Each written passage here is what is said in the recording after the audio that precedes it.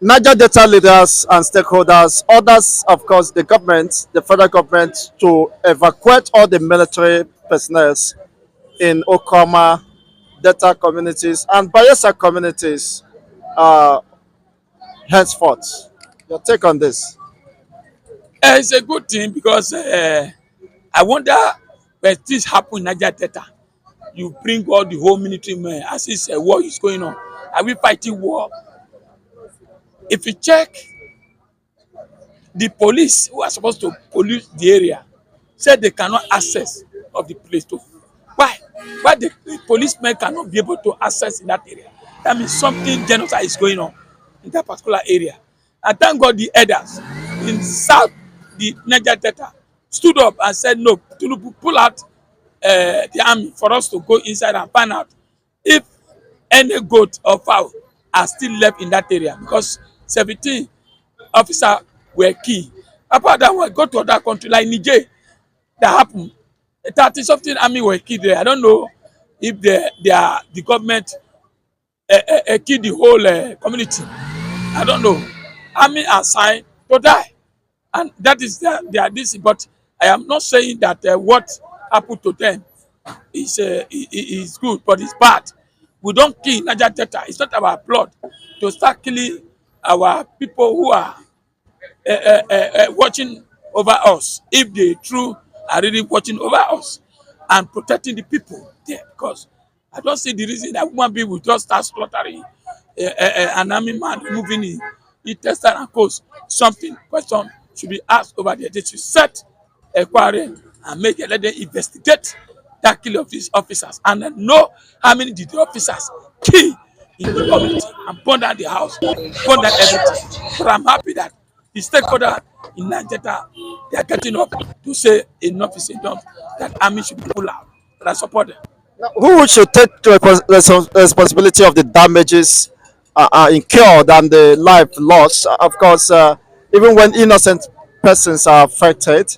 So, is it the federal government that orders such action, oppression, or should people be left at the mercy of whatever happens to them? Whatever happened in Nigeria, if the military are took I had action one videos that I that shot. warrant them to kill so many people, federal government should be held responsible.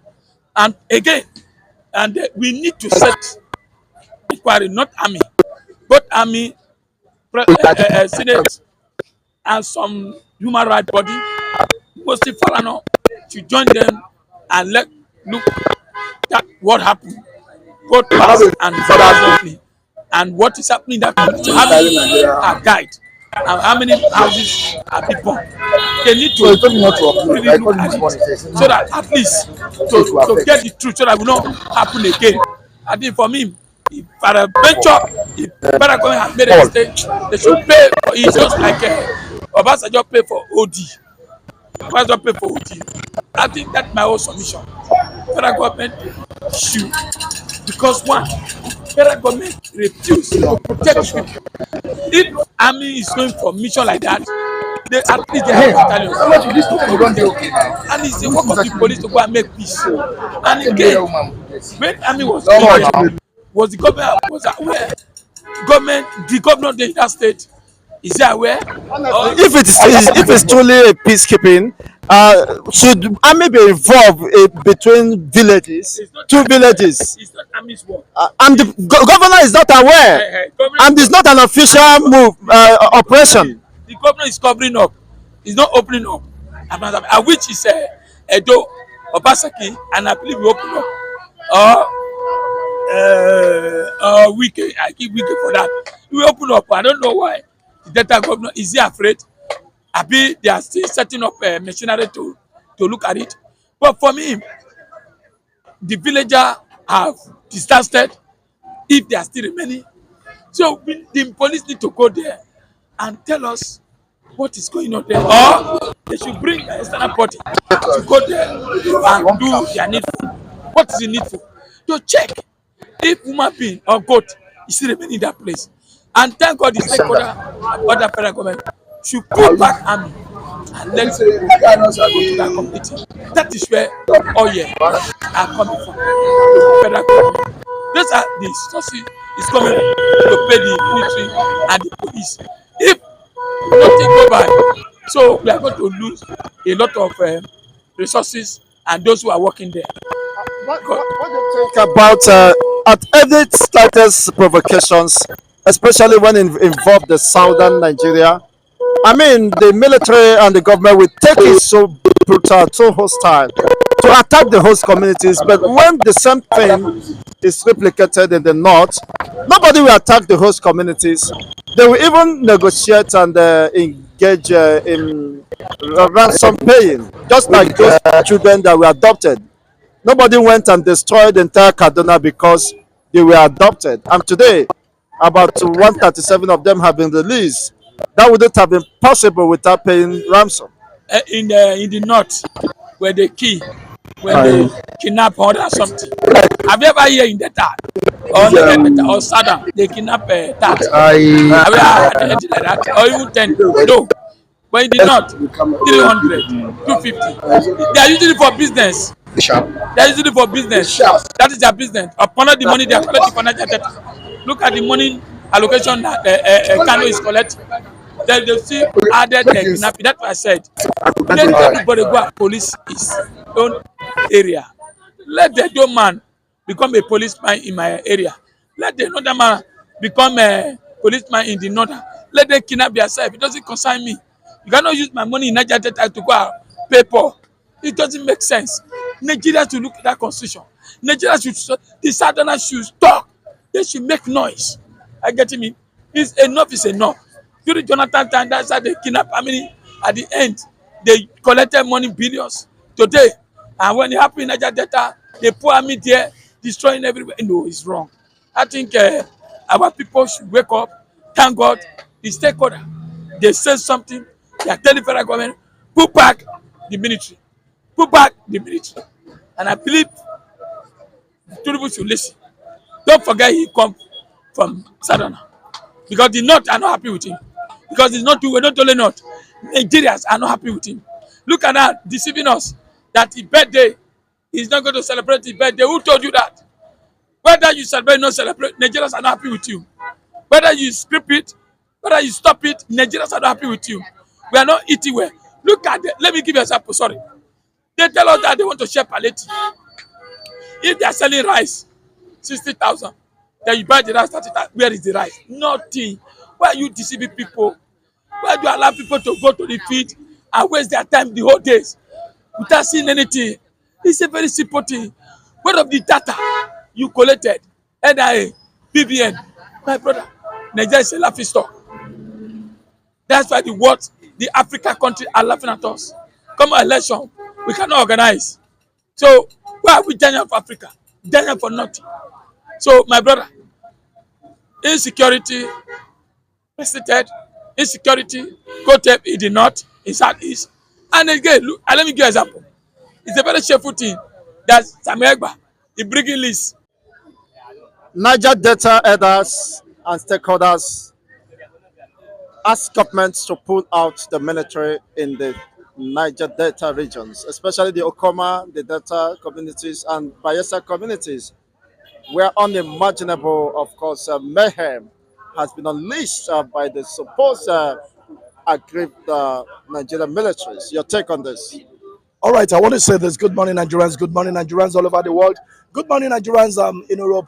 Good morning, Nigerians in diaspora. Good morning, Nigeria, anywhere you're watching me for. This is MC Grammar, live and direct. You're watching me now. All right, I want to say this. Yes, the Niger Delta have called on the military to try to push out the military into Niger Delta zone. Fine. I understand that.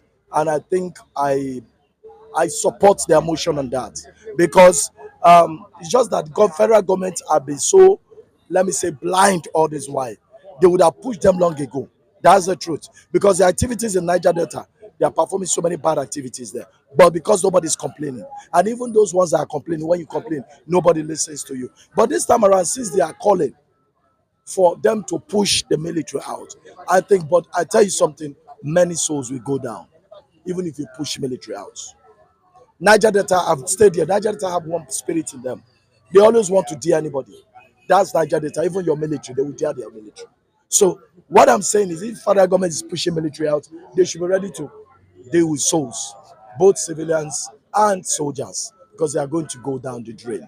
That's the truth. So what I'm trying to say, they should do it diplomatically. First of all, what I expect federal government to do is this. I expect federal government to try to reach out to the Niger Delta citizens and try to mobilize a kind of peace discussion with all the whole members of Niger Delta. Try to solicit peace with them and the military and tell them that they are not coming in hatred. They are coming to protect Nigerian citizens. You understand? But unfortunately, you may ask yourself this: why is it that now that Niger Delta, they now remember they have military? Why don't you send men to Boko Haram? These are the crazy things I talk about in this country. Stupid people. Why don't you send men to Boko Haram? All these things you are doing in Nigeria because you know you can cage all those ones. But the so-called Boko Haram and the other militants in the north, you don't do it. You see, I keep saying it that Nigeria, we tribalize Nigeria. Nigeria is a country of tribalism. Why is it that in the north you cannot send anybody there? But when it happens in the Delta, you will send somebody, or happens in the east, you will send somebody. But in this north, you cannot send anybody. Then you are crazy. That's what it means. I'm just supporting all this one, not because I don't know what I'm saying, but I know what I'm saying.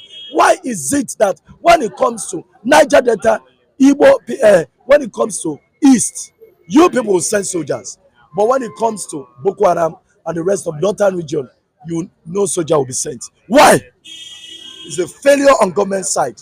It's a failure on the administration of Tinubu. It's a failure on your side.